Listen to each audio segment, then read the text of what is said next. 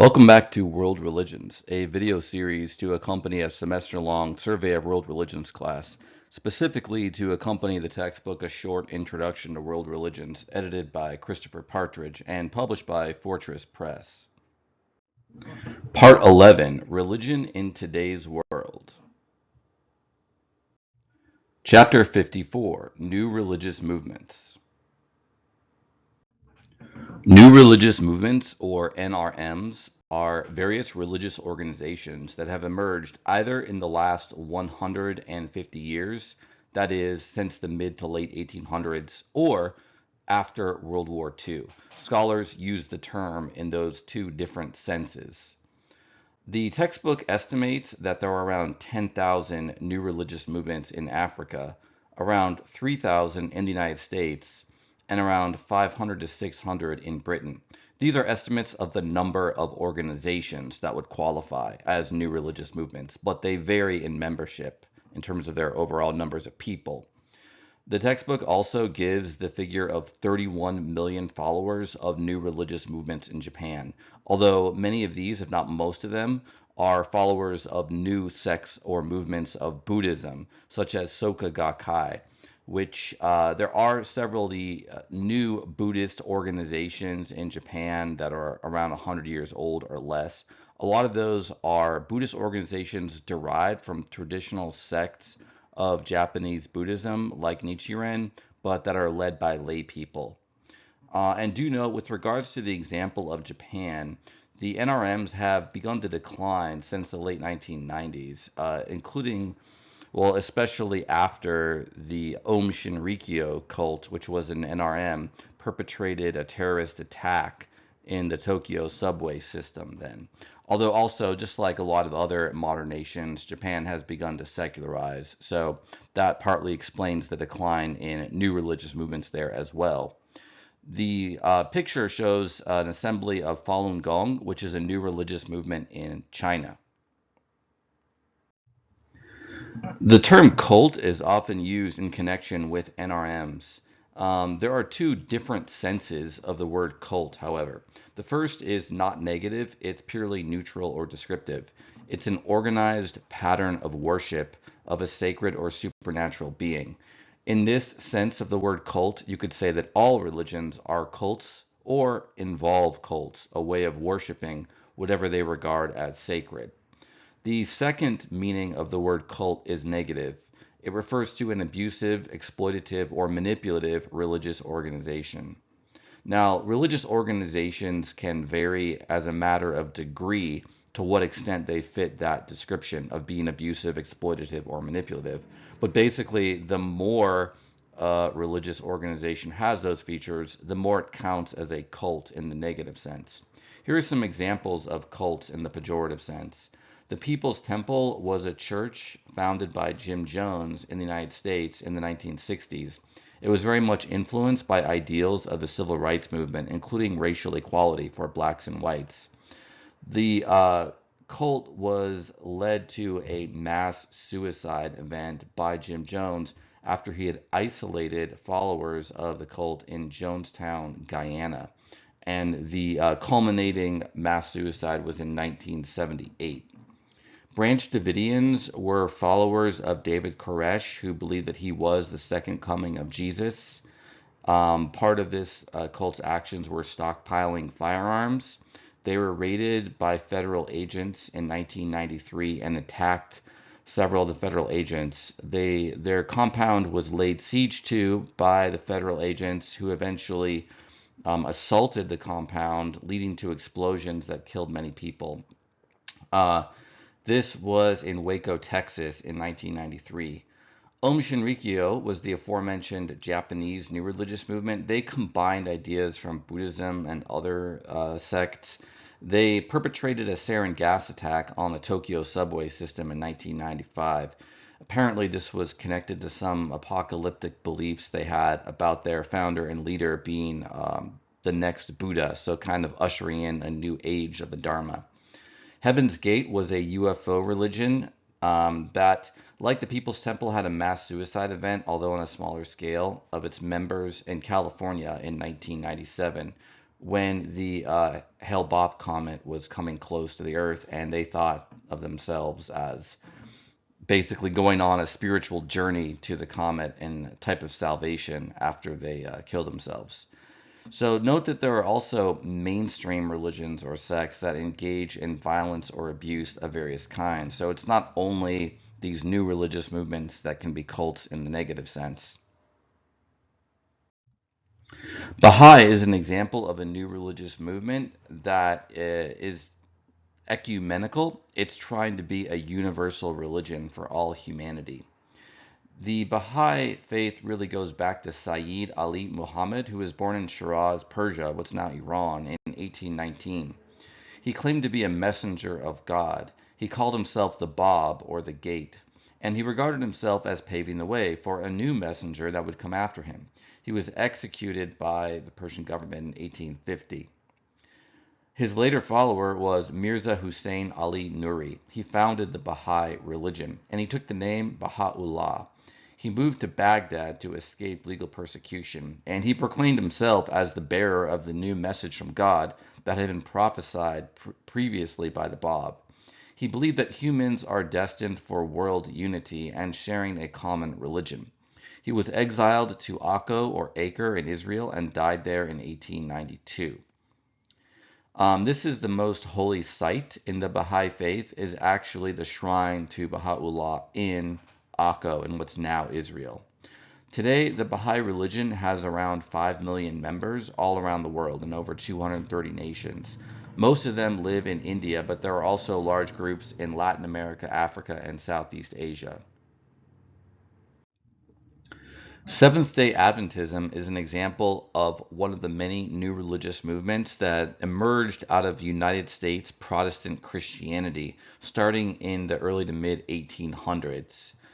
Seventh-day Adventism was part of a larger Adventist movement founded by William Miller.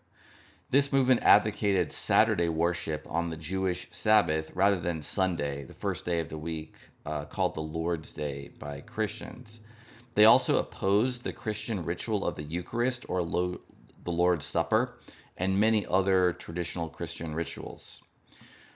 This was a millenarian movement, millenarian in the sense of predicting the end of the world. They proclaimed that Jesus Christ would return very soon. They named the year 1843 as the date of Christ's return. When that didn't appear to happen, they moved the date to 1844. When that still didn't happen, which was called the Great Disappointment, they had varying reactions to that disappointment. The movement became led by the married couple James White and Ellen G. White, who went on to found the Seventh-day Adventist Church. Their explanation for the Great Disappointment was that Jesus had in fact returned, but that his presence in the world was invisible. Among the many distinctive practices of Seventh-day Adventists, apart from worshiping on Saturday rather than Sunday, is the practice of vegetarianism and also many of the traditional Jewish dietary laws. Jehovah's Witnesses are another Christian sect that originated in the United States in the 19th century. They're based on the teachings of Charles Taze Russell, who founded the Zion's Watch Tower Tract Society in 1881. He predicted that Christ would return in 1914. He also taught that the presence of Christ would be invisible after that time. Joseph Franklin Rutherford was the successor to Charles Taze Russell, but he renamed the organization Jehovah's Witnesses in 1931. The most distinctive doctrine of the Jehovah's Witnesses is that they are non-Trinitarian. Unlike most other Christians, they deny the doctrine of the Trinity, which is that there's one God in three persons, Father, Son, and Holy Spirit. They regard Jesus as the Messiah, but not as the same being as God. They also characteristically use the name Jehovah to refer to the name of the one God, which is based on the English translation or transliteration of the Hebrew name for God in the Bible. Jehovah's Witnesses are millenarian and that they believe the end of the world has already begun, starting with the events of 1914, although they interpret it as a long process.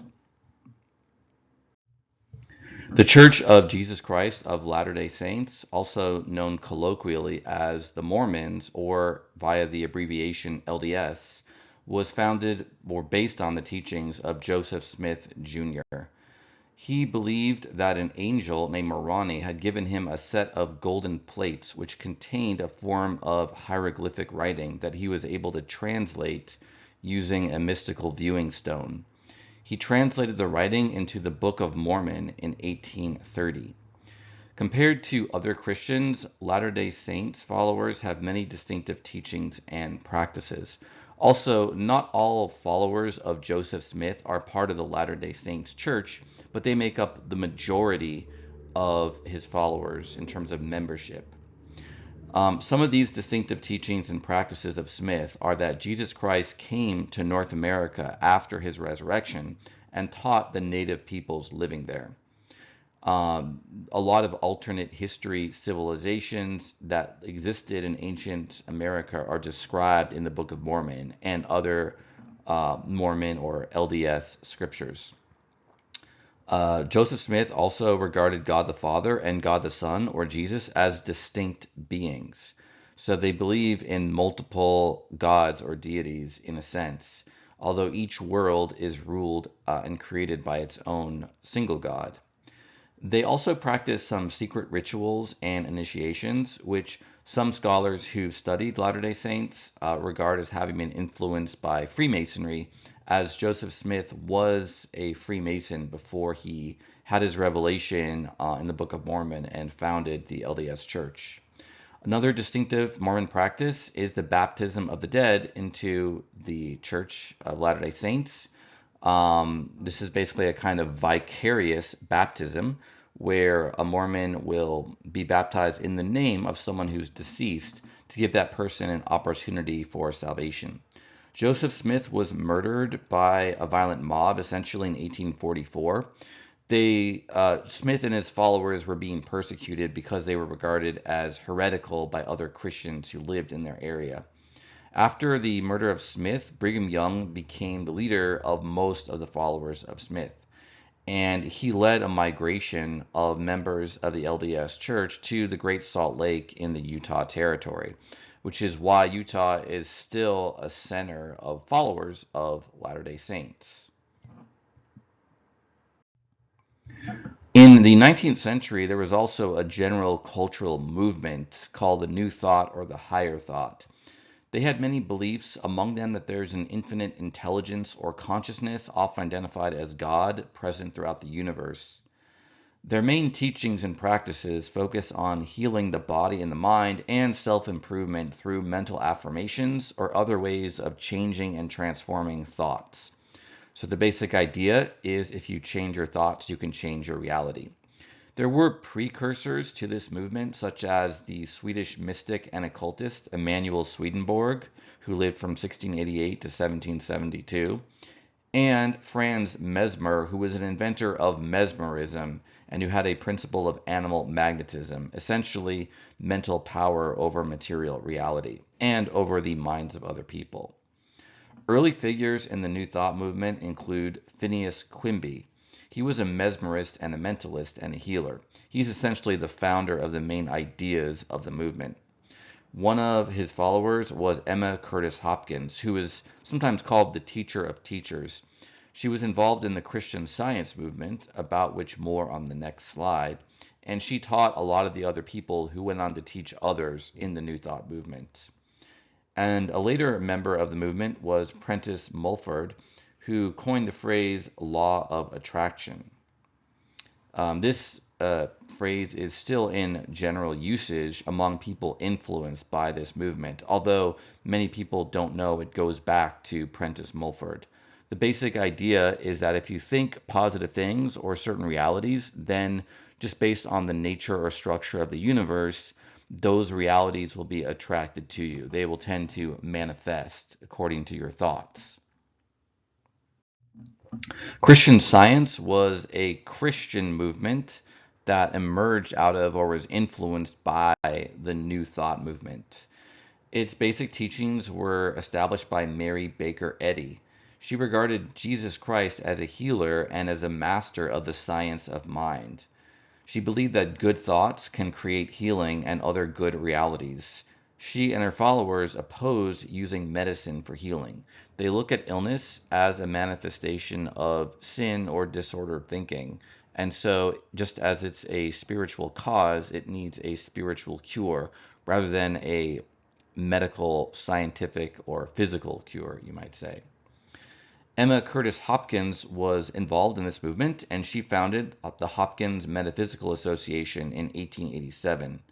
And some of Hopkins' students went on to found their own organizations influenced by the ideas of Christian Science, such as the Unity School of Christianity, or Unity Church, which was founded in Kansas City, Missouri in 1889. Spiritualism, like New Thought, was a broad cultural movement rather than an organized church or sect. They practiced contact with spirits of the deceased using seances and/or spirit mediums. A seance is a ritual to summon spirits of the dead, usually for purposes of communicating with them. A spirit medium is an individual person who can contact, communicate with, summon, or even be possessed by a spirit and allow the spirit to speak through them. The spiritualist movement originated in the United States in New York, basically through the Fox sisters, shown in the photograph, who reportedly heard rappings of spirits in their home in Hydesville, New York. And this kicked off a larger cultural movement in the US and then in other parts of the world.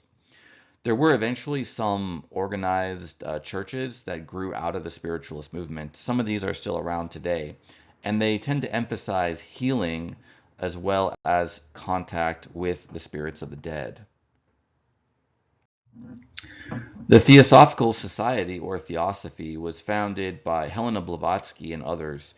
Blavatsky lived between 1831 and 1891. She claimed to have gotten secret teachings through contact with ascended masters, or essentially enlightened beings.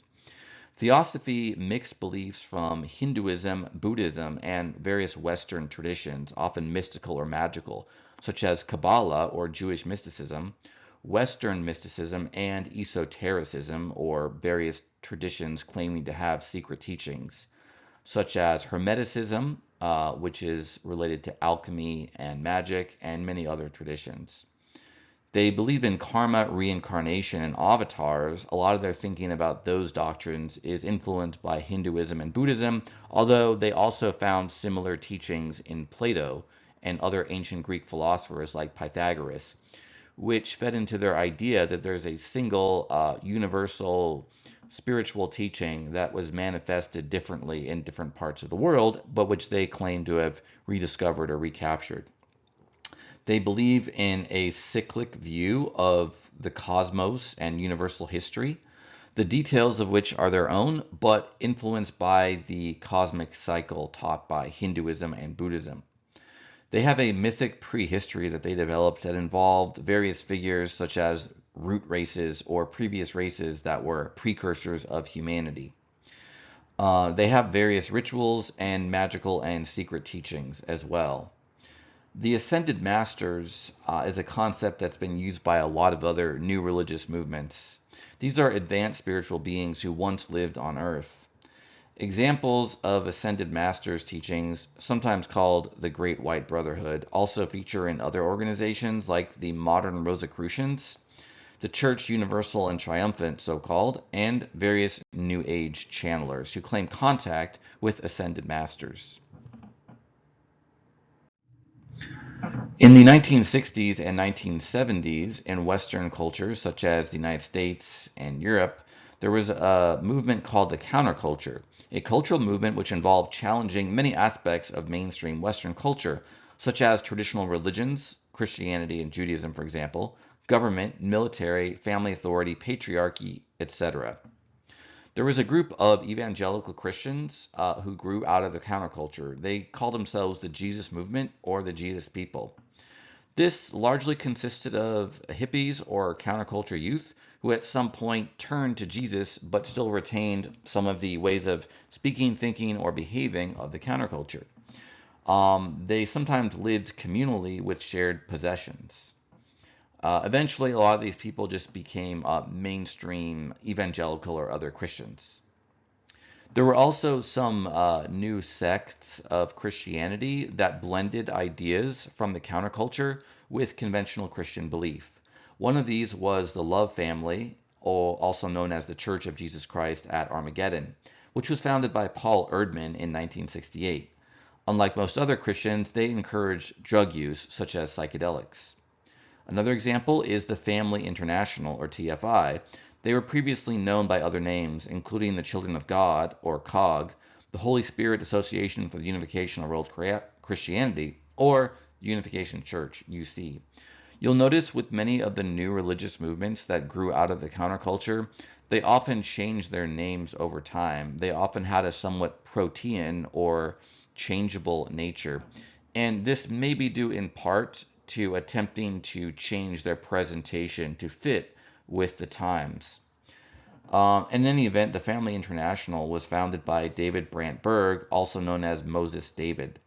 They were fundamentalist Protestants, but one of their distinctive odd practices is nicknamed flirty fishing or F-effing, in which female members of the church would offer sex to spiritual seekers to try to lure them into the religion. An example of a Christian new religious movement in South Korea is the Unification Church, which was founded by Sun Myung-moon. He claimed that Jesus' messianic mission was to marry and to have sinless children. He regarded himself and his wife, Hakja Hanmoon, as the new messiahs. Members can join the restored family through a blessing ceremony, the mass wedding. So in other words, they believe that their founders were the return of Jesus, and this is a next phase of the process of salvation, giving birth to a new humanity who will be born without original sin. There are a large number of Indian-derived new religious movements that originated starting in the late 19th century. Some of the heads of these movements are known by the title Swami, which is a general term that can refer to any ascetic or renunciate in Hinduism. Swami Vivekananda lived from 1863 to 1902. He himself was a disciple or follower of Ramakrishna, also a Hindu sadhu, Swami, or ascetic. Swami Vivekananda, however, unlike Ramakrishna, traveled outside of India and helped spread his religion and philosophy to the West. He visited the World's Parliament of Religions in Chicago in 1893, which is part of the World's Fair that year. He founded the Vedanta Society in New York in 1894. Ramakrishna and Vivekananda were advocates of the Advaita Vedanta, or non-dual philosophy of Vedanta, and this became the most influential form of Hinduism known in the West as a result of their teaching.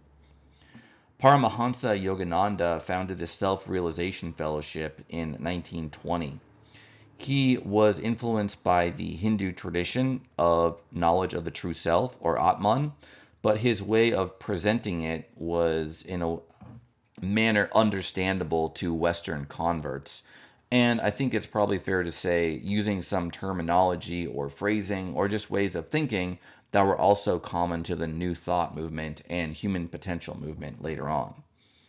Meher Baba declared in 1954 that he was the avatar of the age.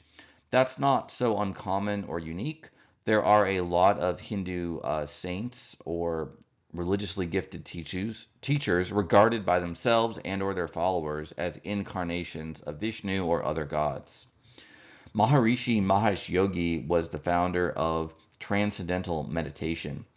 This is a non-Hindu, technically, meditation technique, but it's based on traditional Hindu mantra meditation. Maharishi Mahesh Yogi established Transcendental Meditation as a business, and people are charged fees to learn a mantra that is unique to them, based, for example, on their Vedic astrology, I believe, and other factors related to their personality type, essentially. And this fee-for-service model was pretty successful in getting followers. They have a lot of actors, famous people like the Hollywood director David Lynch is a well-known practitioner of transcendental meditation. But the meditation technique is essentially similar to various types of traditional Indian mantra meditation, where you repeat a mantra as a way of gaining focus. He also attained fame because he was briefly the guru of the Beatles and some of their followers in the 1960s. Sri Chinmoy was famous for promoting inner peace, so he was one of the popularizers of that phrase. There are many other Indian-derived new religious movements and gurus as well. Swami A.C. Bhaktivedanta Prabhupada founded the International Society for Krishna Consciousness, or ISKCON. This is also known colloquially as the Hare Krishna or Hail Krishna movement, because that's one of their common chants. They are essentially a sect of Vaishnava Hindus, followers of Vishnu. What makes them distinct from most other Vaishnava sects is that they were engaged actively in missionary work, trying to convert Westerners and other non-Hindus to the religion, which is otherwise not so common among Hindu sects.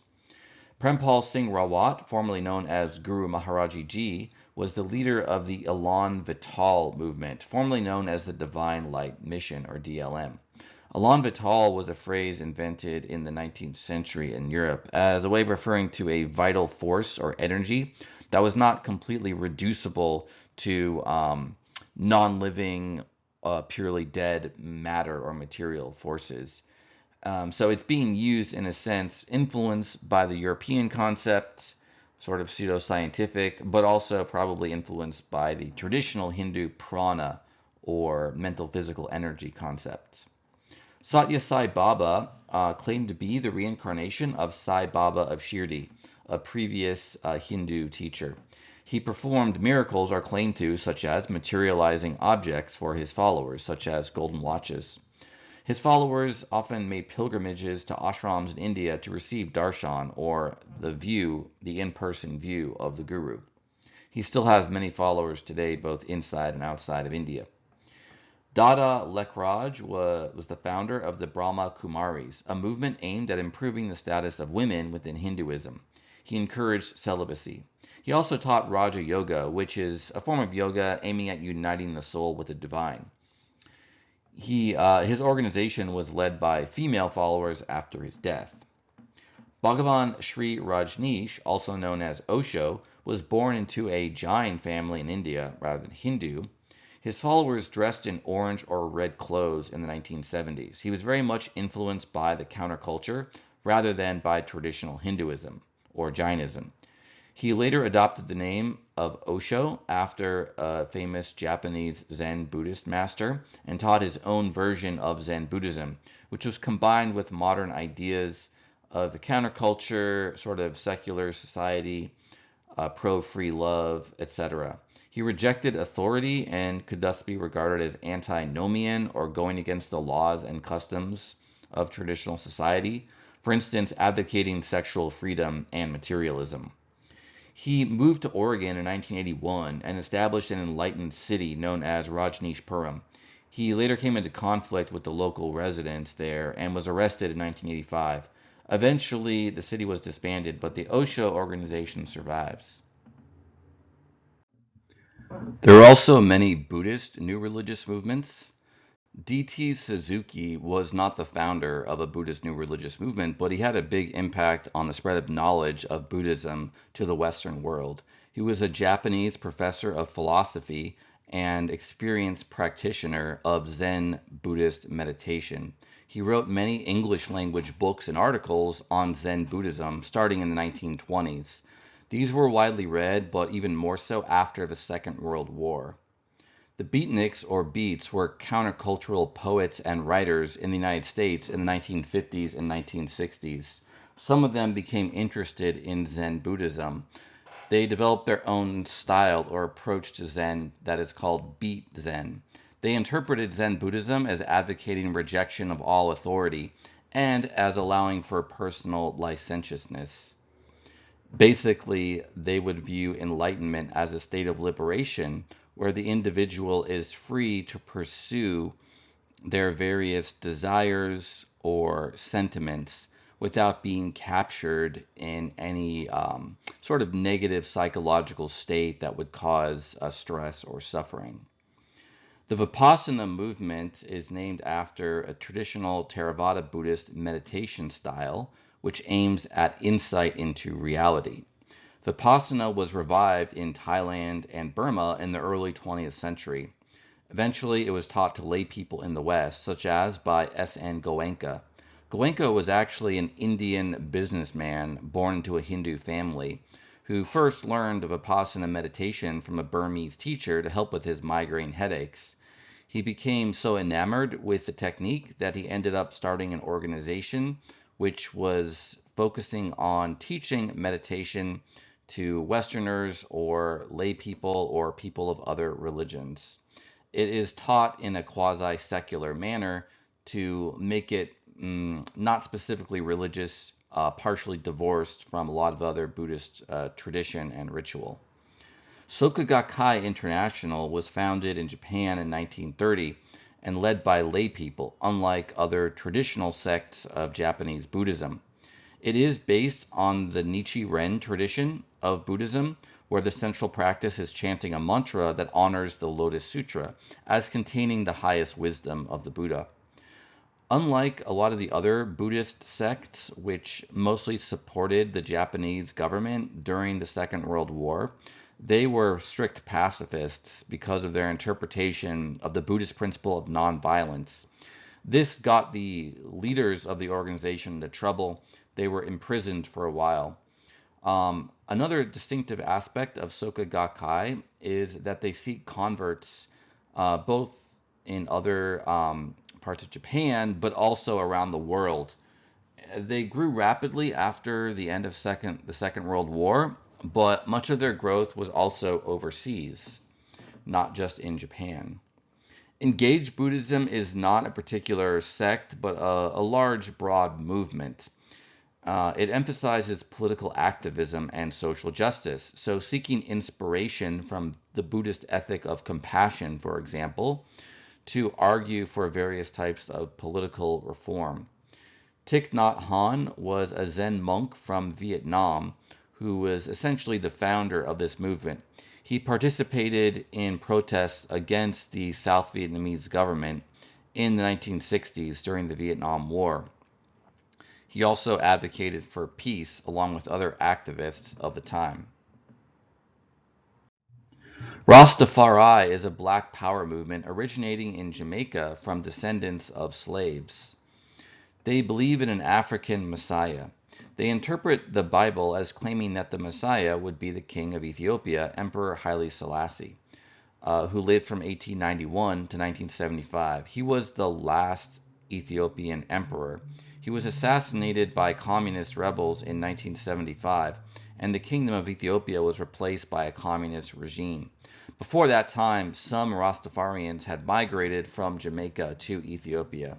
The reason why they believed that Emperor Haile Selassie was the Messiah is because the Bible does say that the Messiah is going to be a king in the line of David, and the emperors of Ethiopia claim to be descended from the line of David through Solomon and the Queen of Sheba. Some of the distinctive practices of Rastafari is the use of cannabis as a sacrament, wearing dreadlocks, and eating Ital food. This basically means food that's not as much processed, that's closer to nature. The Nation of Islam originated as a black supremacist movement in the 1930s in the United States. According to their tradition, the movement was founded by Wallace Ford Muhammad, who may have lived from around 1877 to 1934, but I'm not entirely sure that Wallace Fard Muhammad was a real individual. He may have been someone made up by Elijah Muhammad, who's generally regarded as the actual founder, or at least the organizer of the movement. But according to their stories, Wallace Fard Muhammad founded the Nation of Islam in Detroit in 1930. He denounced white people and the Bible, which he thought was translated in a kind of racist or biased way by white people. He taught that black people were also originally Muslims who spoke Arabic. So they used the name Islam, but the Nation of Islam, since its founding, has had a lot of teachings and doctrines that are not found in traditional Islam. They're influenced by Islam, but also they're more of a black power movement and ideology. So Elijah Muhammad is the early leader of the Nation of Islam, and he claimed to be the successor to Wallace Fard Muhammad. Another very famous member of the Nation of Islam was Malcolm X, who joined the Nation of Islam and served as the spokesman, but left it in 1964. He was assassinated in 1965, possibly by enemies from within the Nation of Islam. Basically, one of the reasons why Malcolm was critical of the Nation of Islam is that he regarded Elijah Muhammad as having some personal moral failings. But also after a Hajj or pilgrimage to Mecca, Malcolm X started to become more influenced by traditional forms of Islam. Warith Deen Muhammad was the son and successor to Elijah Muhammad. He initially dissolved the Nation of Islam and turned it into a sect of Sunni Islam. So the Nation of Islam started to be more influenced by standard or traditional Islam after that point in time, although they do still have a lot of their own distinctive teachings. For example, they regard the white race as inherently evil and as having been created by an ancient black scientist. Louis Farrakhan is the current leader of the Nation of Islam. He has been accused by his critics of racism and anti-Semitism. There are also a large number of Western Sufis. Sufism is a mystical tradition from within Islam. Inayat Khan, who lived from 1882 to 1927, introduced Sufi Islam to the United States in 1910. Idris Shah popularized Sufism in the West later on in the 20th century. It varies, but many Western Sufis downplay the distinctively Muslim aspects of Sufism and rather highlight the general theistic, monotheistic mysticism of the tradition. There are also Western converts to various forms of Sunni and Shia Islam as well. UFO religions generally believe that gods are extraterrestrials who communicate with key individuals. The Aetherius Society was regarded as the first UFO religion. It was established by George King in 1954 or 1955. An example of a fairly prominent UFO religion today is the Raelian movement. They promote technology. They believe that human cloning will be the key to human immortality, and they are very sex positive. Another example of how some new religious movements are influenced by the counterculture of the 1960s and 70s. The founder and leader of the Raelian movement is Rael, or Claude Vorilhon. He was a Frenchman born in 1946.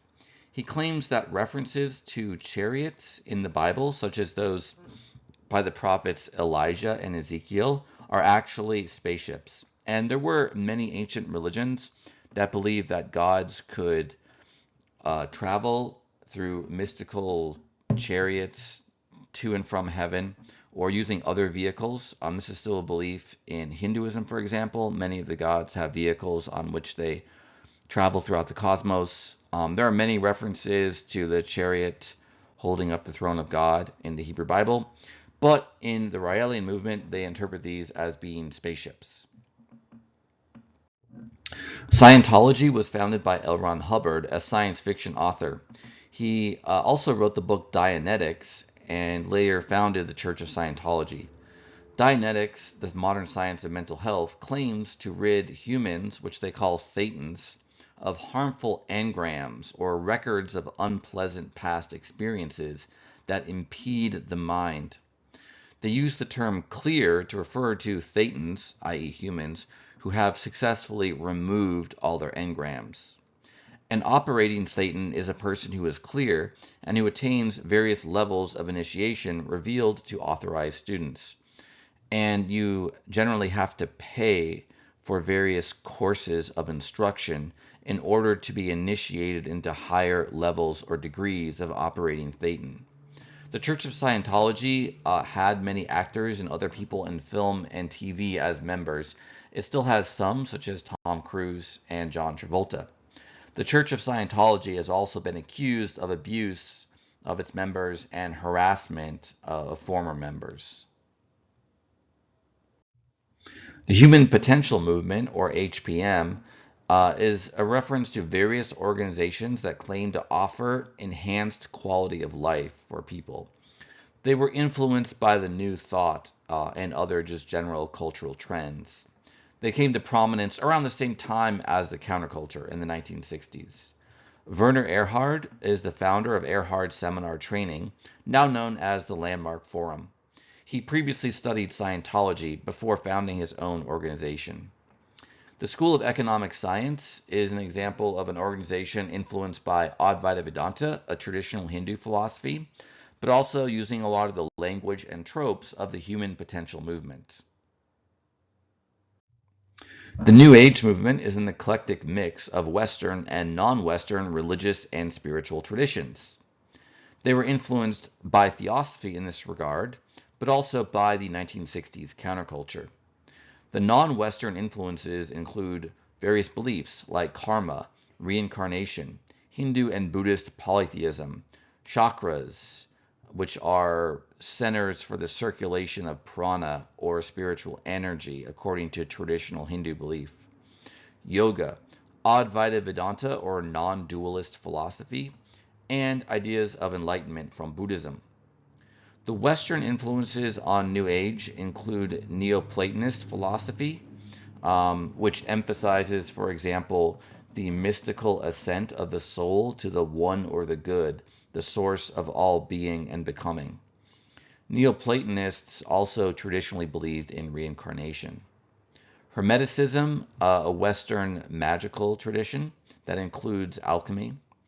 Occult practices of various kinds, where occult is a reference to secret or hidden knowledge or rituals. Alchemy, the transformation of base metals into gold, but also the transformation of human consciousness into something more pure. Astrology, crystal healing, geomancy, or divination using the earth, and tarot, various types of divination practices and healing practices. They tend to be optimistic about human nature. They tend to reject, for example, the Christian doctrine of original sin, and they also tend to oppose organized religions, although there have been particular sects and organizations that grew out of the New Age movement.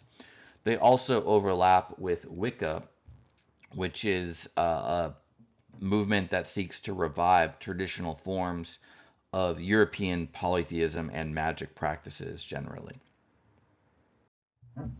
Falun Gong is a new religious movement founded in China in 1992 by Li Hongqi.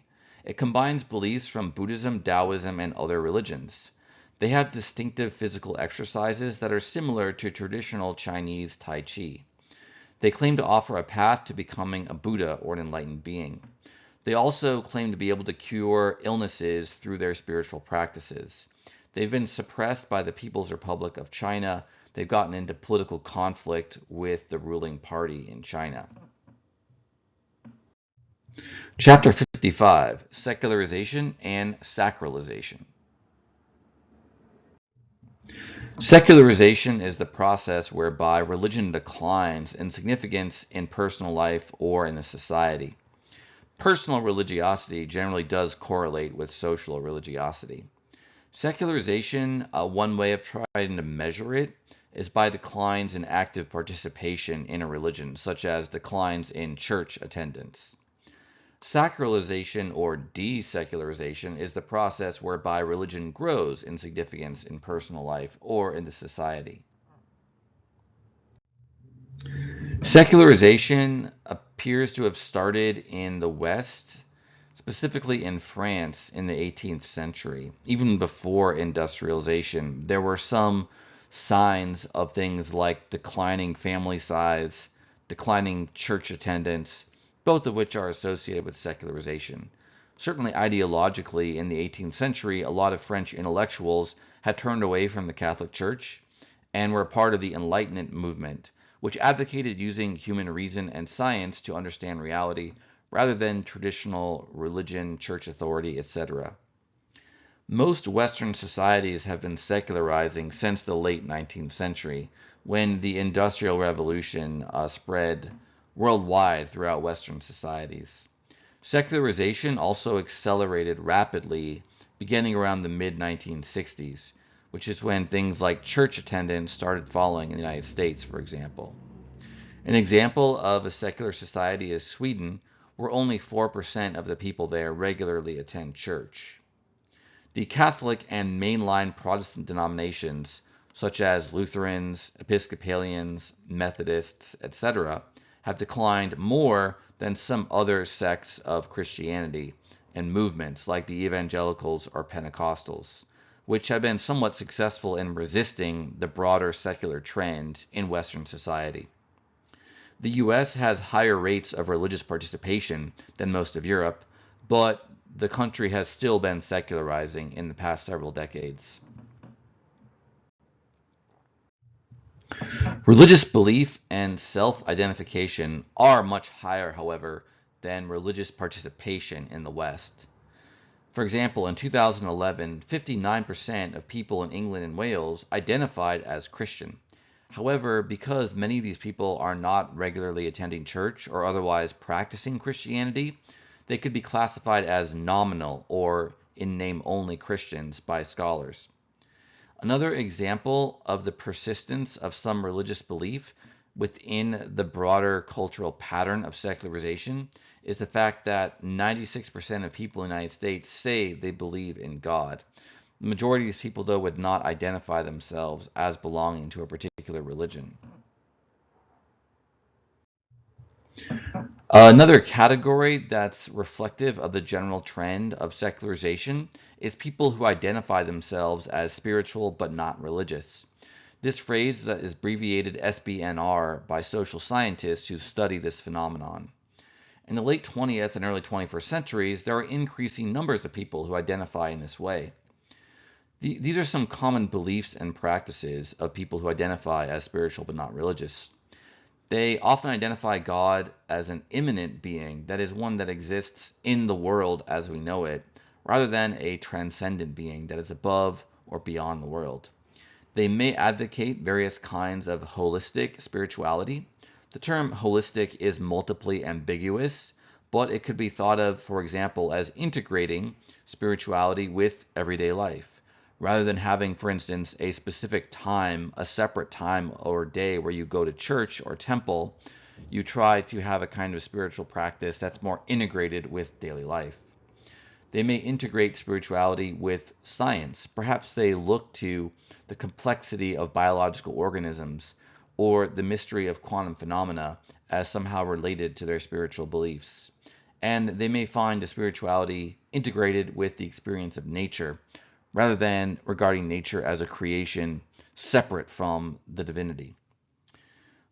People who identify as SBNR often advocate self-cultivation through various techniques, maybe secular education or spiritual practices like yoga or meditation, rather than identifying spiritual practices of sacrifice or following commandments of God. So they have a more self-development conception of spiritual practice, unlike that of a lot of traditional religions. Eclectic spiritual practices are often associated with SBNR people, including yoga, meditation, mental affirmations, and so on. Basically, a lot of the practices that are also associated with New Thought and New Age. There's also a process called by scholars the new sacralization. Western and other modernized societies are largely secularizing, but there has been a growth of a new form of sacralization or religiosity, such as that of SBNR and other movements like New Age and human potential. So it could be that the human impulse, you might say, towards religiosity is still around, despite the decline of traditional religions and traditional religious participation. It could be manifesting in these new ways. Secularization is not a phenomenon unique to the West. East Asian societies, such as the People's Republic of China, South Korea and Japan have also become very secular. And also, if you look at Latin America, traditional forms of Christianity, both Catholic and otherwise, have declined in recent decades in terms of rates of participation and belief as measured in the society. There have, however, also been religious revivals in the 20th century. Some of these as a reaction against westernization, secularization, and modernization. Fundamentalist Islam or Islamism, which can also refer to political Islam, and Pentecostal Christianity are the world's fastest growing religions. Supporters of fundamentalist Islam in particular are often anti-Western, whereas Pentecostal Christians in Latin America or sub-Saharan Africa may be more optimistic or more favorable towards traditional Western culture. Hindu nationalism is a type of Hinduism that's revived in India. To a certain extent, this doesn't reflect a revival of Hinduism, but an application of it to national politics, where Hindu identity is regarded as connected to that of the modern nation state of India. Similarly, a type of political Buddhism called Buddhist nationalism has been seen in Sri Lanka and Burma in the 20th and 21st centuries, largely because of political conflicts against non-Buddhists in those nations. So the majority Buddhist population may regard their Buddhist identity as connected to their political identity as citizens of a nation state. Another example of a religious revival is Orthodox Judaism within Israel. Many Jews in Israel are secular or liberal or reform Jews, but the percentage of Orthodox or traditional Jews of the population has been growing, in part because Orthodox Jews have larger families than secular or liberal Jews. Fundamentalism can be defined as a modern religious movement that seeks to return to the perceived pure or original form of a religion, and which generally advocates strenuous forms of devotion. The term actually originated with American Christianity, where some Christians published a series of tracts called the Fundamentals in the early 1900s, but it has since been used to refer to similar purist revival movements in Islam and other religions as well. Secularization of modern societies is fairly easy to demonstrate through social science research, but there are different theories as to why many modern societies are secularizing. Here are 5 main ones. Number 1, differentiation. Modern society has separated functions into specialist spheres that are no longer a part of religion, such as politics, education, and the law. In pre-modern traditional societies, traditional religious organizations, like the Catholic Church, for example, in many parts of Europe, controlled education and influenced politics and the law. But this is no longer the case in modern nation states. So this political and social process may have lessened the influence of religion in those societies that saw this separation. Number 2, rationalization. Modern science has disenchanted and demystified the world. A common way of understanding this is that a big function of religion is to provide supernatural explanations for mysterious natural phenomena. However, modern science largely replaces these traditional explanatory functions of religion, and thus leading to a decreased social, cultural, personal importance of religion. Number 3, pluralization. Exposure to diverse beliefs in modern society, such as through globalization, makes traditional belief seem implausible. It may seem that every culture has their own religion, and for that reason, there is no objective truth in religion, that religion is either at best subjectively true or not true at all.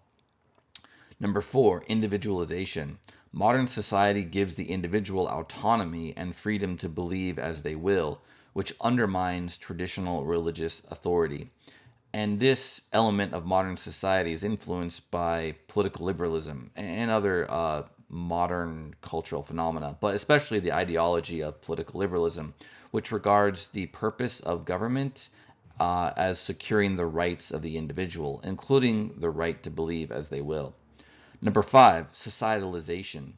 Religion flourishes, according to this theory, at the level of the local community, the small-scale society, such as a church congregation or village, which is weakened in modern society with its development of a national or supranational culture, or even at the level of a city, the main economic unit, where people are part of a much broader society that could include millions of members, which individuals do not know personally, and there is no real local community like a village or a small neighborhood in a city. It's more anonymous.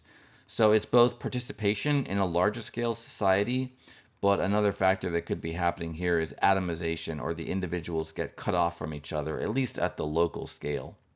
This book, entitled The Nuns, is an attempt to analyze the phenomenon of secularization by the social scientist Ryan P. Burga, although his conclusion in part is that it's a complex phenomenon, so he doesn't have a single clear theory that he thinks can explain the entire process of secularization. There are also possible causes of sacralization, or the increased importance of religion in society. This can happen at the local level or in subsets of the population, even if the society as a whole is secularizing. These are some social factors that have been identified by social scientists that can explain when religion would increase in significance in a society.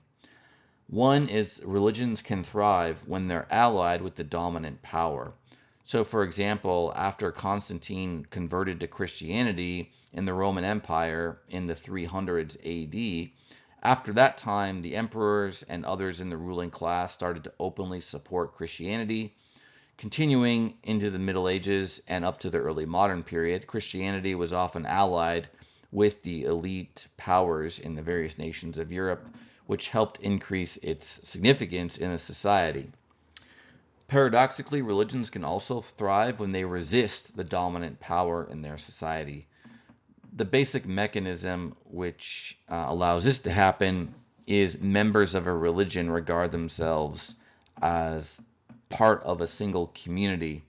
They have high levels of solidarity with each other because they worship the same sacred values, and they participate in the same communal rituals, harmonizing their thought and behavior. And thus, they can be willing to sacrifice for one another. So some examples of this are the spread of Christianity itself when it was being persecuted by the Roman Empire earlier in its history. Also, the Catholic Church in Ireland during the period of British imperial rule of Ireland was a focus for resistance to the oppression by the British. Another example is the Catholic Church in Poland during the 20th century, which was a rallying point against the atheist, materialist, communist government, which was also authoritarian. Religions can also thrive in the midst of inter-ethnic conflict, in particular when the religious identity is connected to the ethnic identity. One example of this is the conflict between Jews and Muslims in Israel-Palestine.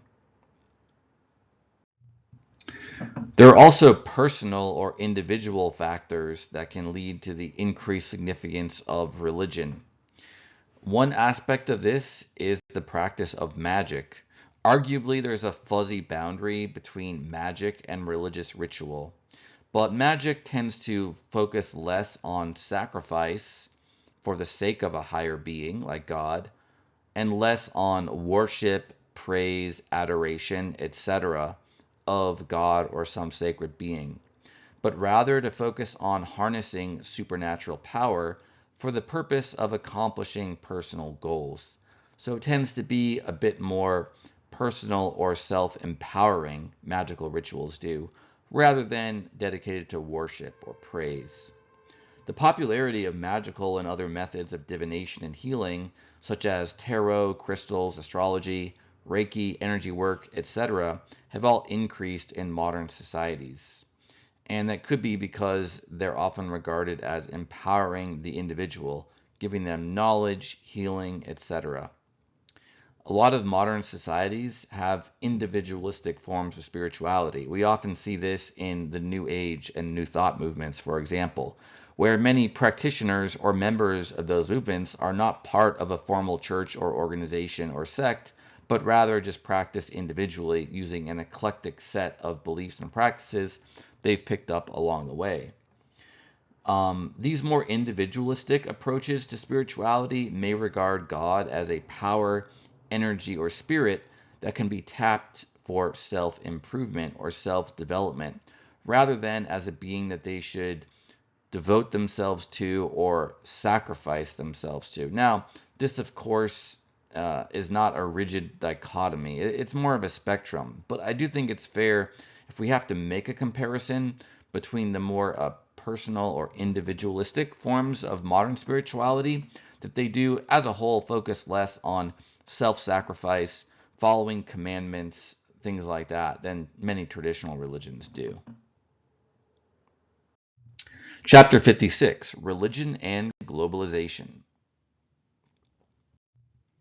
Globalization is the process of increased interconnectedness of the world through increased trade, communication, migration, and so on. Globalization has disrupted traditional religions by disrupting traditional cultures and social structures, but it has also enabled religion to spread in certain ways. For example, Islamism has been able to spread through social media and modern communication networks. Globalization also makes it easier for Pentecostal missionaries, for example, or Baptist missionaries to travel to other nations. The internet enables secularization and pluralism to spread, but also religious messages and communities. There's a distinction among scholars between the global north and the global south. People in the global south, which includes Africa, Middle East, Southwest, South, and Southeast Asia, and parts of Latin America, tends overall to be more conservative and traditional than people in the global north, which includes Europe, North America, East Asia, and some other places like Australia and New Zealand. An example of this cultural divide between the global south and the global north can be seen in the Anglican communion of Christian churches. An increasing number of Anglicans are in the global south, in particular sub-Saharan Africa, rather than in England or North America as it was more historically. Anglicans in Africa are more traditional and conservative. They oppose the ordination of women, approving of homosexuality, redefining marriage, etc., which are more popular among Anglicans in England and North America. We also see through the process of globalization an increased number of diasporas or dispersals of traditional religious populations that were historically concentrated in one nation or region, whose members can now be found throughout the world. Some examples of those are the Jews, whose diaspora indeed goes back to antiquity, but also Muslims who've migrated to Europe or other Western nations, Sikhs, Hindus, etc. This is a chart showing the total population and the percent of global population and the annual growth rate of the world's major religions. This comes from this chapter in the textbook, but they don't provide an original source, so I don't know exactly what year this data came from. The textbook does note that a growth rate of over 1.2% is one that is increasing faster than the world's population, at least as of the time the data was collected. This is helpful as it shows us the projected relative growth rates of these religions. However, the annual growth rates are not themselves static. They change from year to year, so this will fluctuate. The largest religion is Christianity, which is about 32% of the global population, but its annual growth rate of 1.2% is lower than that of the second largest religion, Islam, which currently is at about 23% of the global population. However, I've heard some reports that Islam has started to decline in some Muslim countries. For example, social scientists have noted declining rates of mosque attendance, religious participation of Muslims in some Muslim nations, including even Iran, which is an Islamic republic. So the annual growth rate of Islam may start to decrease or may have already begun to decrease, although it's still growing locally, for example, in parts of sub-Saharan Africa. The third largest religion is Hinduism. A lot of that growth rate is not through missionary work, unlike with Christianity and Islam, but rather through just the natural growth of the population in India. The next largest category is non-religious, which, as of the time this data was collected, is about 13.6% of the global population. The annual growth rate reported is 0.7%, but I would be surprised if that number were not higher today, as many societies, not just in the West, but all around the world, are beginning to secularize. And then after them are various other religions, including Buddhism, traditional Chinese religion, Sikhism, Judaism, and Baha'i. There is a concept of jihad versus McWorld, a phrase popularized by the scholar Benjamin Barber in the 1990s. McWorld is a reference to the process of globalization, using the worldwide presence of McDonald's restaurants as an example. Nowadays, we might point to the international ubiquity of tech firms such as Apple, Microsoft, Meta X, or TikTok as examples of this process. Jihad was a reference to the persistence of local traditional fundamentalist resistance to globalization, using violent Islamism as an example. The forces of globalization and of reaction mutually reinforce each other. They can trigger each other, which was the essential thesis about their interaction, identified by Benjamin Barber. There's also the notion of the clash of civilizations proposed by the political scientist Samuel Huntington. This is the view that globalization would lead to conflict between the world's main civilizations. He especially had the West and Islam in mind, over their disagreements in fundamental values. In addition to the religious-based clash between Islamists in the West, which we still see ongoing decades after Huntington proposed the clash of civilizations, there's also an anti-Western bloc formed by Russia, Iran, and China and their many allies, which is less rooted in religion. They're partly reacting just against the global hegemony of the US and her allies. Russia does support Orthodox Christianity, and Iran is an Islamic republic which supports their version of Shia Islam. China is officially communist and atheist, although the government does support Confucianism and Taoism because of their connection to traditional Chinese culture. So this is only a quasi-religious conflict. It is in part just a conflict between the US and the rest, but also a conflict between various visions of traditional culture and the more hard-left progressive form of culture advocated by a lot of people in the US and in other Western cultures. Chapter 57, Religion and Politics. Historically, religion was often quite interconnected with the state or the government, such as by legitimizing a ruler or by the ruler promoting a particular religion. In pre-modern Europe, for example, all of the kingdoms had official support for the Catholic Church or for one of the Protestant churches that was established after the Reformation. In pre-modern China, the emperors would always support one religion or another, such as Confucianism, a sect of Taoism, or a particular sect of Buddhism. In modern times, with the development of the ideology of political liberalism, starting, for example, with the two treatises of government by the English political philosopher John Locke in the 17th century, many have advocated for the separation of church and state, or of religion and government. There are two different versions of this, one more modest in scope, one broader.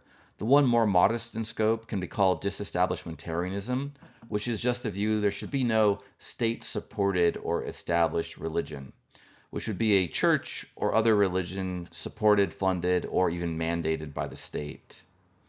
The more extreme version of separation is laïcité, to borrow the French term, which means that religion should never be mixed at all with law, policy, governance, or public life. For example, in France, they have a law banning the wearing of religious insignia, including Christian crosses, but also the Muslim hijab, when attending public schools. Political liberalism, in the broad sense, is an ideology that developed in Western Europe, especially England and France, beginning in the 16 and 1700s. It had a huge influence on the United States Constitution, the generation of the founding fathers, but many other Western and other modern societies and nation states. The principle of the separation of religion and politics is basically derived from modern political liberalism. Now, liberalism is actually, in its original sense, a pretty broad ideology that's the ancestor of many modern political parties and ideologies, including both, for example, in the United States, Democrats and Republicans, liberals and conservatives in the American sense. You could think of them as different varieties of political liberalism in the broad or historical sense. Political liberals, despite their many disagreements internally, tend to agree that the purpose of the state or the government is to support individual rights, not to promote a particular conception of the good, which would include religious conceptions of salvation. So, for example, in the United States, whereas conservatives may be more comfortable with the government using certain symbols of Christianity, they are generally opposed to the existence of an established church, and they think that individuals should have liberty to believe whatever religion they will, as opposed to having one that's mandated or at least promoted by the government. Where the various varieties of political liberals would disagree, just to add a point of clarification, could be with which individual rights they think exist. Briefly, people on the left end of the liberal spectrum tend to focus on positive rights, such as a right to an education, a right to health care, or right to other types of entitlements. They also are more sensitive to issues of discrimination based on various types of identity and power dynamics of abuse based on identity or oppression in society. Whereas those on the conservative end of political liberalism focus more on negative rights, liberties, the right to be free from interference, rather than notions of positive rights or of different types of discrimination and oppression and power dynamics in the society. The map shows the existence of nations that have some form of state religion, although it's worth noting the nature, the way in which the religion is supported by the government varies hugely between these nations. For example, in England, they do have the Church of England as the established church, but this is mostly nominal. There's some government funding for the Church of England. The monarch of England is the head of the church, but there's very little active promotion of Christianity, the Church of England, in the society. Whereas in the Islamic Republic of Iran, there is an established form of Islam that is promoted by the government, and there's a much more active and robust encouragement or mandate of people to follow Islam than you would see with regards to Christianity in England. And that's just an example of some of the diversity of relationships between these governments and the religion that they promote or establish. Religion claims to answer metaphysical, existential, and ethical questions. So it's usually a quite broad, very all-encompassing worldview or ideology. It posits eternal and binding values as well that help interpret the universe's purpose and origin. It provides principles, morals, and laws to guide the conduct and lives of people. Traditional religions don't always respond to the particular exigencies or developments of modern life. Politics, by contrast, often has political parties or ideologies that don't give comprehensive worldviews. They don't give answers to all metaphysical, existential, ethical, or other questions. And politics tends to have more immediate, this worldly focus. But political ideologies and policies and politicians can be evaluated morally, which is one of the areas in which religion can overlap with politics. An example of the intersection between religion and politics is the religion of Judaism. In ancient Judaism, the religion provided a legal system for the Jews and also legitimized some of the ancient rulers of the Jews as anointed ones of God or Messiah. Modern Israel is an officially secular nation state, but the majority of the population is Jewish. There are different responses, though, even among Orthodox Jews, in terms of the relation between the nation state of Israel and their religious beliefs. The Gush Emanim, or Bloc of the Faithful, believe that Jews have a God-given right to the land of Israel and Palestine, and they often promote settlements in the West Bank.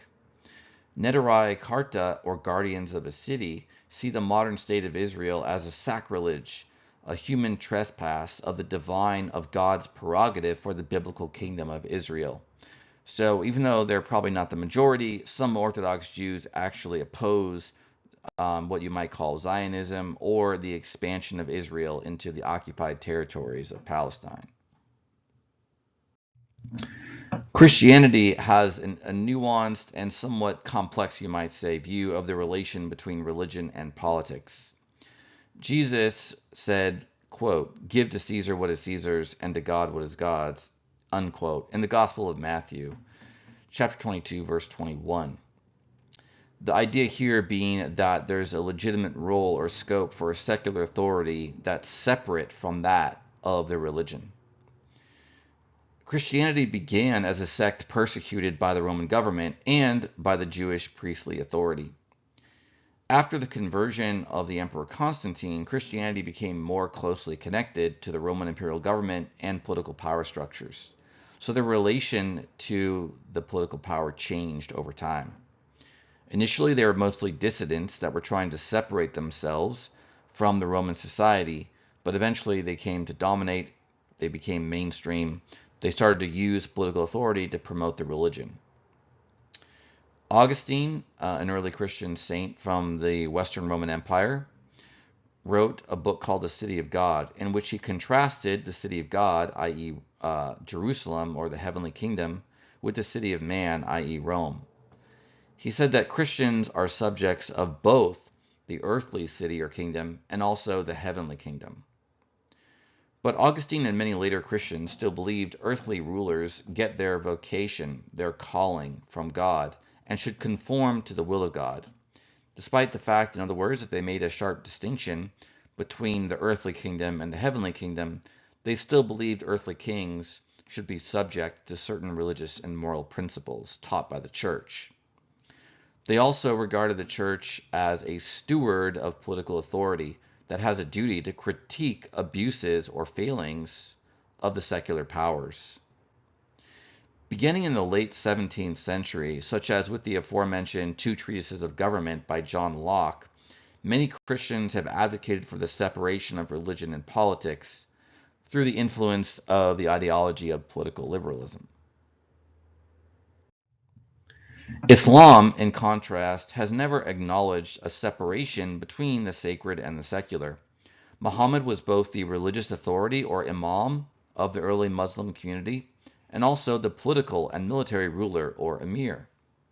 The caliphs were Muhammad's successors, called imams by Shia Muslims, and they had both political and religious authority. Muslim leaders are traditionally expected to support Sharia or Islamic law. Both individual and social life should be guided by God and by Islam in traditional Muslim belief. You can see this in the Islamic Republic of Iran, established by the Ayatollah Khomeini. Here are some examples of religion and politics in modern times. In the United Kingdom, specifically in England, there is an established church, the Church of England, but the society is largely secular. In France, there's a more radical laïcité or secularization promoted by the government. This goes back to the French Revolution in 1789 when the government seized church property. Many traditional cathedrals and other church property is actually owned by the French government, not by the Catholic Church. There is this principle of laïcité, or strict separation of politics and religion, even an attempt to get rid of any religious expression from certain areas of public life. In the United States, the Puritans, who were instrumental in the early settlement of the English colonies in North America, rejected the established Church of England.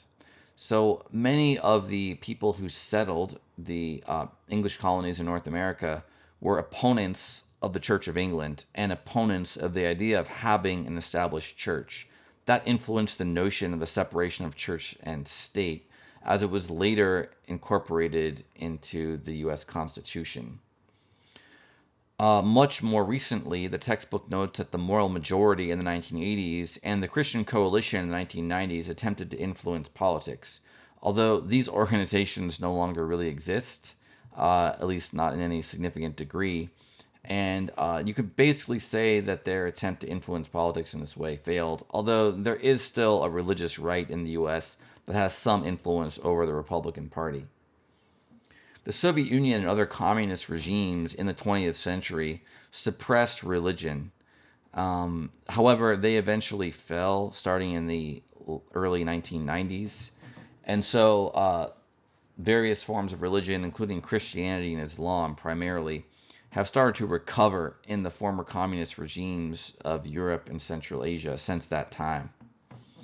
Latin America was long a Catholic part of the world. Catholicism is still strong in many Latin American nations, although evangelical and Protestant Christianity, as well as just secularism or no religion, have been spreading in the last several decades. In the mid-20th century, a new approach to Catholic Christianity called liberation theology developed, which sought to synthesize Catholic teaching with ideas from socialism and communism. My sense is that this ideology has declined somewhat in recent decades, although there are still an older generation of priests trained in the 1960s, 70s, and 80s that were influenced by it. In India, in the 20th century, there was a rise of Hindutva, or Hindu nationalism. The ruling party, BJP, espouses this ideology in India today. Pakistan was formed after the partition of India, when India became independent of the United Kingdom of Great Britain after World War II. The creation of Pakistan was advocated by South Asian Muslims who did not want to be part of an independent India that was majority Hindu. Rather, they wanted their own majority Muslim nation. So Islam has been a part of Pakistani national identity since its founding in 1947. In Myanmar, or Burma, many Buddhists supported the government's war against the Muslim Rohingya minority, who are thought of as non-Burmese by many people in Myanmar because they have a different religion and also they are ethnically distinct. They have a different language from the majority population. In Sri Lanka, Buddhist monks supported the government's war against the separatist Tamil minority who were mostly Hindu. In the People's Republic of China, it's a communist nation, so an atheist ideology. They've suppressed many forms of religion.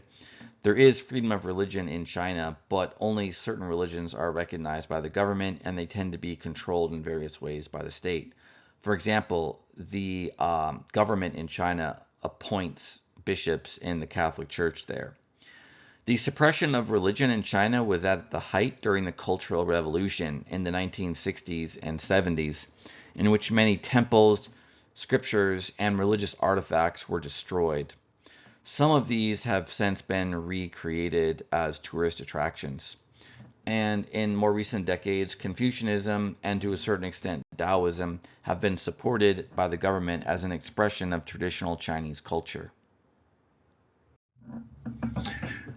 The Iranian Revolution in 1979 was the first major success of political Islam.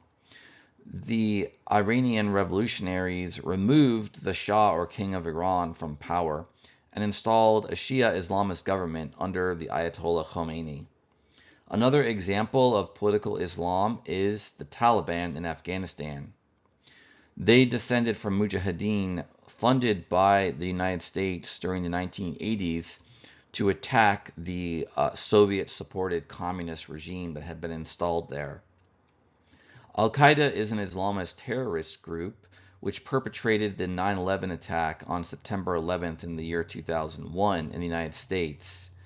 They were subsequently, or they had been given hospitality by the Taliban and also by some groups in Pakistan. they were attacked significantly by the United States in the decades after 2001. A lot of their leadership was destroyed. The Islamic State, also known as ISIS or Daesh, ruled much territory in Iraq and Syria before declining. However, their ideology of jihad and establishing a caliphate is still quite influential among radical Islamists. Boko Haram, for example, is a powerful group in Africa aligned with the Islamic State. They're based in Nigeria, but active in Chad, Niger, and Cameroon. They've killed tens of thousands of people and displaced many, many more, numbering in the millions. Chapter 58, Women and Religion. Many religions traditionally are patriarchal. Patriarchy means the social dominance of men. If you look back in human history, all or almost all human societies have been patriarchal, up to modern times, where we start to see more egalitarian and at least less patriarchal forms of culture and society developing. Thus, most religions developed in patriarchal societies, and it's not surprising that they largely uphold patriarchal values. But there are, nuances and exceptions even within religions that have patriarchal aspects. For example, in Islam, all of the traditional legal rulings have been made by men. In Buddhism, the Buddha did reluctantly permit women to become nuns, which, to be fair, by the standards of the time, was a fairly radical move. But the most senior nun is supposed to defer to the most junior ranking monk. In other words, there's at least a symbolic subordination of the order of nuns or female Buddhist clergy to that of the monks or male Buddhist clergy. In Hinduism, only male Brahmins can become priests. In Judaism, historically, only male Levites could be ancient temple priests, who are called Cohens. And in most forms of Judaism today, only men can become rabbis, although that has started to change in Reform Judaism and some other liberal forms of Judaism. In Christianity, only men can be priests in Orthodoxy, Catholicism, and in many Protestant sects, although some more liberal Protestant sects, such as the Episcopalian Church and the Church of England, allow for the ordination of women. So, feminism and the women's movement began in Western European nations all the way back in the late 18th century. It's kind of an outgrowth of the Enlightenment movement, which was advocating for various types of political reform, as well as their questioning traditional religious dogmas, you might say, advocating reason and science as a way of understanding reality, being skeptical of certain doctrines of the church. Even though there were a lot of people in the Enlightenment who still believed in God, they tended towards trying to believe only things they could justify rationally, in their opinion. But they also questioned a lot of traditional political structures, such as monarchy and aristocracy and so on. They advocated various forms of representative government. Many of them did support monarchy, but of a limited sort that had a written constitution, which limited and defined the powers of the king, for example, similar to the one that had evolved by that point in Great Britain. But some of these political liberals during the Enlightenment period also began to advocate for equality for women. Probably the first one to do this was Mary Wollstonecraft, so she could be regarded as the founder of modern feminist ideology. There are various factors that later contributed to the actual liberation of women from the domestic sphere. So if you look at the spread of feminist ideology and the transformation of the actual, you might say, material and social circumstances of women, that waited later. Basically, once industrialization started to spread in the early, mid, and late 19th century. Industrialization saw many women going to work in factories. So they're out of the home, they're earning their own income, giving them greater independence, etc. There was also a lot of social disruption caused by World War I and World War II, which featured, for example, some women working in traditional male occupations while more of the men were fighting the war, etc. So that allowed the social conditions to change more rapidly in the direction of feminism or the women's movement. Also, with modern societies, there's the technology of contraception and abortion, and things like the birth control pill, which made it easier for women to not have children if they didn't want them. This made them freer to do other things, such as have career, education, etc. So here are some examples of feminist influence on religion. Some religions, such as churches in the Anglican Communion and such as Reform Judaism, now have female clergy. There has also been the acceptance of contraception or abortion in some religions, such as in many Protestant sects.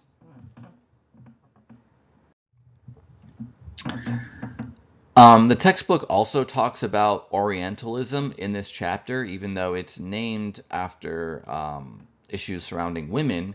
It basically implicitly connects these other cultural and political issues connected to imperialism, colonialism, Western domination of non-Western cultures, etc. Obviously, these do intersect with women's issues in some ways, but they are also their own thing. The Western study of world religions, according to the textbook, is rooted in Orientalism, which can be defined as the Western study of non-Christian cultures and religions that developed in tandem with European colonialism in the 18th and 19th centuries. The textbook notes that a lot of this scholarship was androcentric or male-centered, in that there were mostly male scholars studying male-dominated cultures and religions, and there was a marginalization of women's voices and experiences. There was also a tendency to study other religions kind of through the lens of the Western understanding of Christianity, even among scholars who were not themselves religious. Maybe they were atheist or just kind of agnostic or just not particularly devout. They were culturally influenced by Christianity. And one of the elements of Christianity is placing a huge emphasis on Scripture, especially true of the various Protestant sects of Christianity. And so when some of these people went to study non-Western religions, they would often put a lot of emphasis on the texts or scriptures of the religions. Christianity and its early history also spent a lot of effort defining the doctrines of the religion to separate orthodoxy from heresy or heterodoxy. And thus, a lot of these scholars also focused on identifying, defining the doctrines of the religion, maybe sometimes putting more emphasis on those than the practices. Likewise, with identifying structures of authority in the religion. Now, to a certain extent, you can find all of these things in other religions, and they play a quite important role, like the Veda or scripture of Hinduism, for example. Nevertheless, this scholastic approach probably did not put enough emphasis on practice and other dimensions in which the religions manifested in the culture. According to the textbook, the forms of religion where women were more prominent, such as in shamanism, also tend to be dismissed as magic or superstition. This is true, but I'm not really sure, to be honest, the extent to which these more marginalized religious traditions had a greater female role, because after all, they too were often coming from patriarchal societies. An interesting example of Orientalism in scholarship is given by the textbook, the case of Sati. Sati is the ritual burning of a Hindu widow on her deceased husband's funeral pyre, basically as an act of self-sacrifice to show her devotion to her husband. This was outlawed by the British when they were imperial rulers of India in 1829. According to the textbook, the debate was not informed by the perspective of Indian women, but rather by various interpretations of the Veda, i.e. Hindu scriptures, and Hindu tradition. On the one hand, you'd think that Westerners who are critics of Orientalism would be happy with the British banning sati, insofar as it seems to be something that promotes feminism or women's rights. But on the other hand, they might think of it as still being inadequate or problematic somehow if the process by which sati was banned was not one that really consulted women's voices. I do think you can see in the implicit ideology of the textbook here a kind of tension in a lot of modern Western scholars of religion. To step back from the perspective of the textbook for a moment, it itself is influenced by modern Western ideologies, such as feminism, anti-imperialism, decolonialism, the critique of Orientalism, etc. And there is a somewhat tension in some of these leftist or progressive ideologies between being feminist and also between being anti-imperialist. Because to a certain extent, like in this example of Sati, imperialism was being used to promote women's rights. And in general, the European imperialists often were less patriarchal by this point than some of the countries that they dominated. I mean, it's really a complex set of interactions. You can't generalize. But the basic truth is that the Western nations that are critiqued for being imperialist are also tend to be more liberal and progressive or proto-progressive, even in the 19th and early 20th centuries, than some of the non-Western cultures that they were dominating. So I just thought I'd point that out. There's a kind of interesting tension here in some of the discourse. Nevertheless, even though I don't really ascribe personally to some of this more progressive ideology that you see reflected in this analysis, I do think it's true that Orientalism exists and that the scholars of European background in the 19th and early 20th centuries were influenced by their culture, and that colored their interpretation of other cultures. It's kind of undeniable. On the other hand, it's probably not fair to say that therefore everything they did in terms of their scholarship is invalid or should be checked out. It's more like we should have that perspective in mind, and that we should discount some of the things they say or be wary without necessarily having to reject it completely. Um, there's also this broader issue of objectivity in religious studies, not only historically, like in the period of European imperialism, but even today. Uh, According to the textbook, Orientalists assumed that they were engaged in a scientific, objective study of other religions. And they give us an example of this, Max Muller's work, The Introduction of the Science of Religion, published in 1882. The term Orientalism really comes from the book of the same name by Edward Said, which critiqued the Western study of non-Western cultures. Religious studies presented itself as a position-neutral field, but actually, according to the textbook, evolved from Orientalism and was a form of colonialism. I mean, to a certain extent, this has got to be true, but on the other hand, this is a kind of Western progressive ideology that's being presumed by the scholars who have authored this chapter. And I think it's something worth noting that while people who have this, anti-Orientalist or, you could say in some general sense, anti-Western ideology, they have successfully identified actual biases and unfair power dynamics in the history of Western relations to other cultures.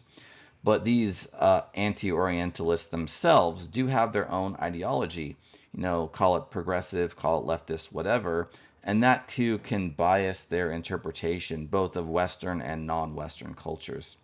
There's also a kind of risk here of a collapse into complete relativism. So with the postmodern ideology, this is presented by the author of this chapter as something that's true or a good thing.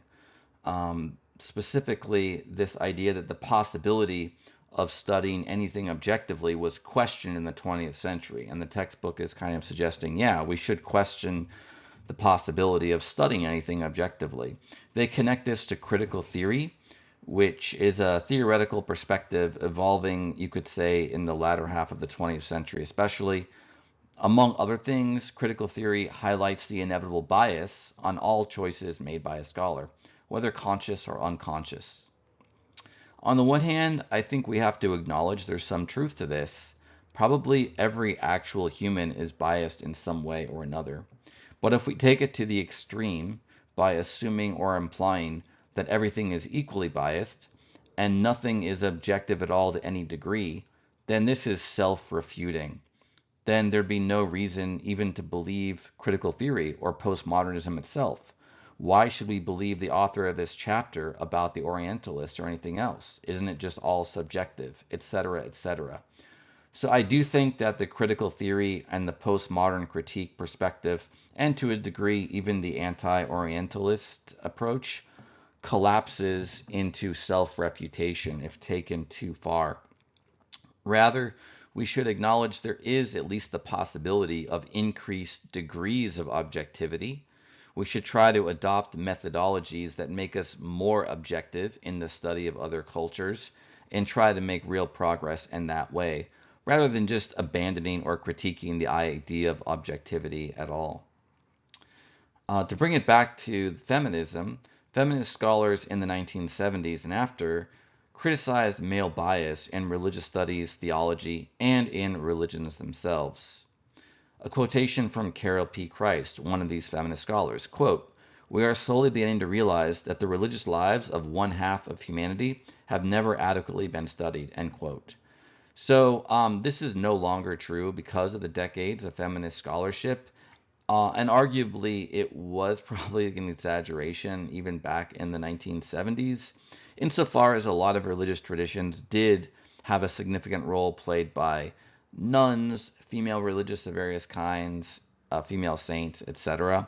But because of the reality that traditional religions are patriarchal, there is definitely some truth to this as well. So feminism is difficult to define.